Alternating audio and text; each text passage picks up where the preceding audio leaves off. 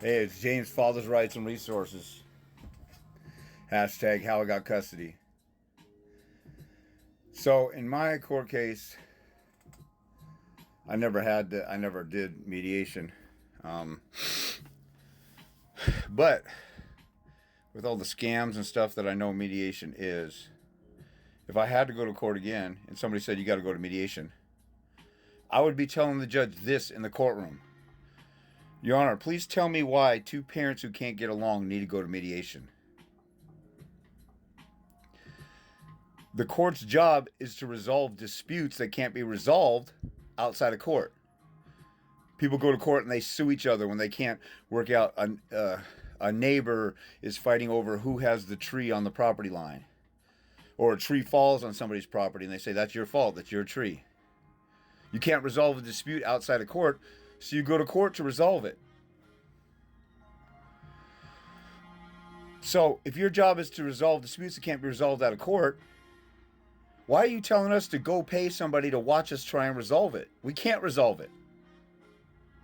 The only reason you would be doing that is if you're doing what many attorneys claim is going on here. It's a scam. And you should call it out right there.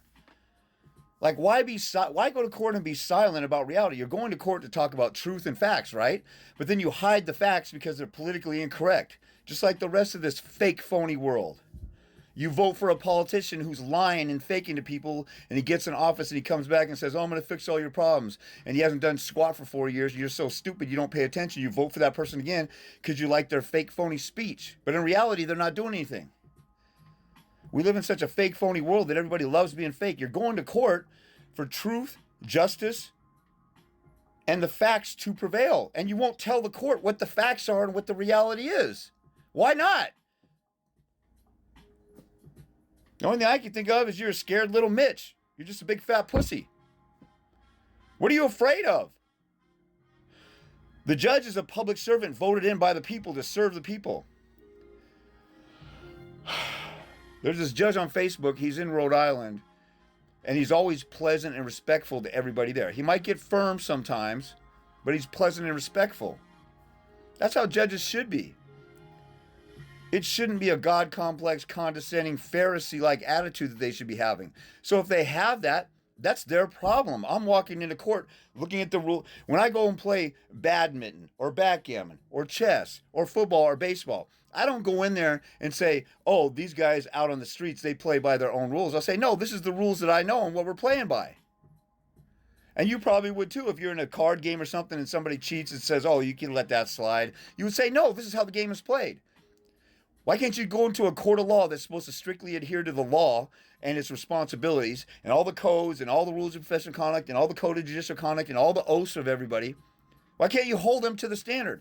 You hold a 16-year-old standing at McDonald's to a high standard of making sure your fries are warm. How come McDonald's fries are more important to you than your kids? You don't got the balls to stand up for what's right when it comes to your kids. I got to do a video on the latest comments. I had a couple of comments on YouTube. I just had a bad situation. It's pretty much over. Another guy, I want to do contempt, but what if I lose? Will that strengthen their side?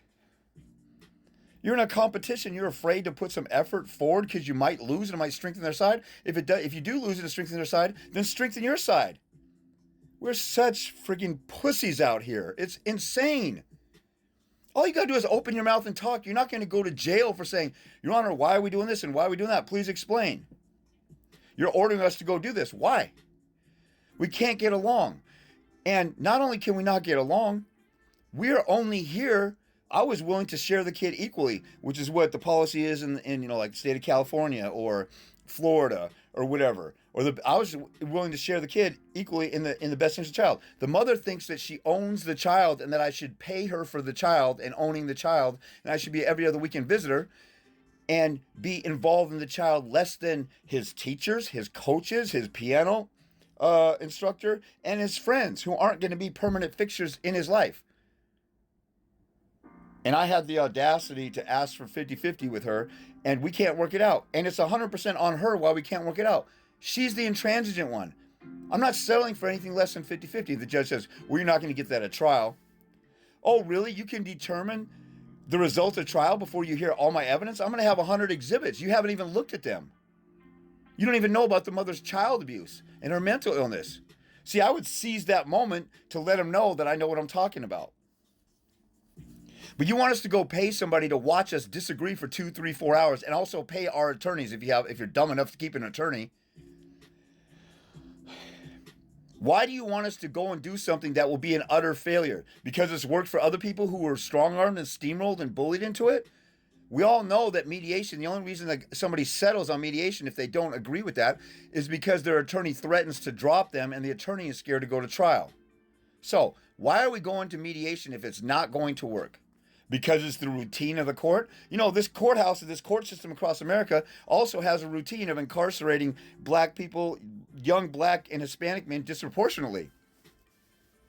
There's been a whole lot coming out of the 1994 crime bill overzealously punishing people for non-violent crimes. This court system has a system of approving of Japanese citizens being interned into concentration camps during World War II because we thought every Japanese citizen was a spy. This court system has a history of agreeing with Jim Crow laws or letting off people like Emmett Till's murderers. See, you could use the most heinous, reprehensible things that the court has a history of doing. Me personally, my judge, James Edwin Rogers, wrote a letter to the legal community saying, we got to do better, like during the Black Lives Matter protests. He's all apologizing for all the bad stuff that the court system did in several cases for people of color. So this guy recently admitted in 2020, we've got to do better. We are disenfranchising. We're making bad rulings based upon prejudice. So the leading judge in the biggest county in the entire northwest corner of the United States, 1/4 corner, the biggest, baddest judge, and if you look at the upper left corner of the United States, Seattle's the biggest city before Minnesota and above San Francisco.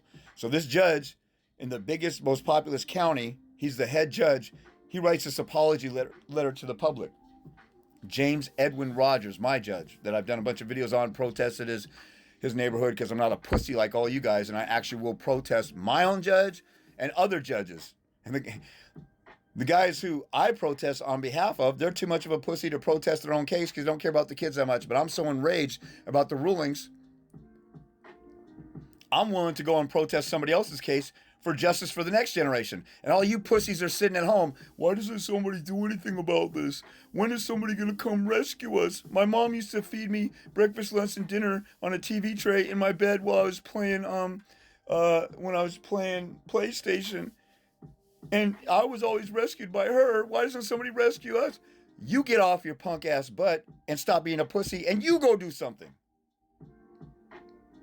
The more I talk about how soft and gentle and delicate and how pussified men are nowadays and how I don't want to hear your sad story, the more sad stories I'm getting in the comments on YouTube. It's insane.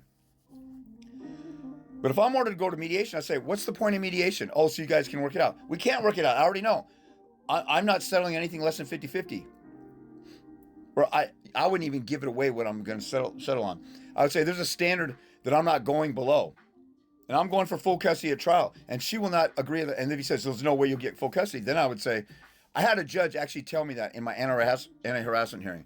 The mother said, well, he's proposing in his parenting plan that he gets Saturday and I get Sunday and we flip-flop. And because we live close by, then he'll see the child every day that I go to work. He wants to see the child every single day, Your Honor. And she's complaining about that.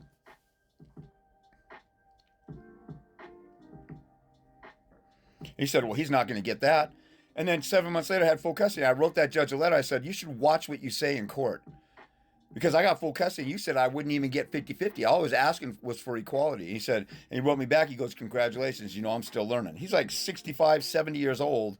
And he's been a judge for 8-10 years. He says he's just learning. But see, I got balls to do stuff like that. And I wasn't rude and evil to him.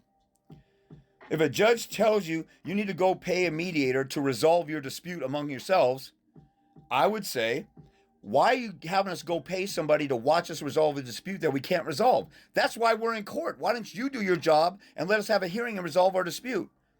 Because they want you to go away and they don't want to have to work on the case. That's what I would do.